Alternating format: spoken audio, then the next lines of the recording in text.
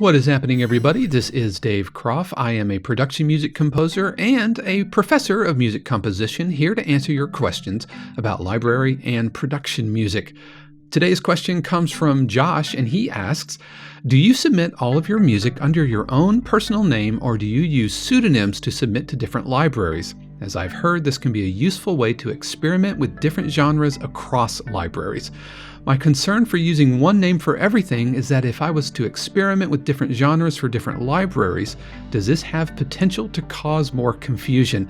This is a really good question, and I think we need to kind of establish a little bit of a difference between you being an artist and you being a production music composer.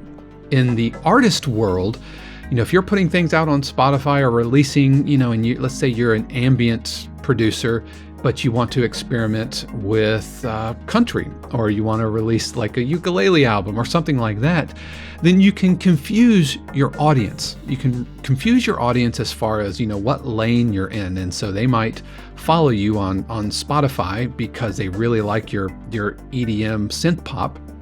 And then you turn around and write, a harp solo, and it just might not really resonate with them. And so you run the risk of kind of alienating your audience. And so as an artist, pseudonyms make sense. You don't want to have all of these different threads out there and confuse listeners.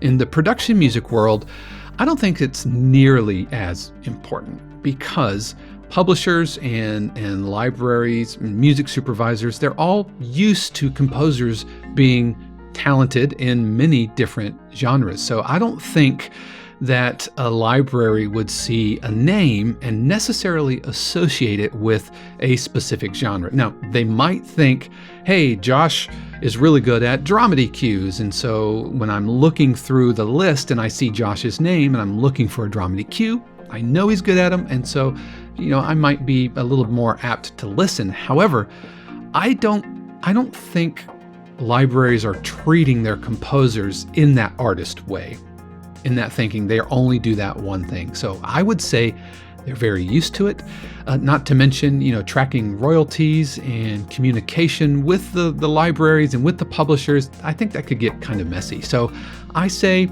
don't sweat it.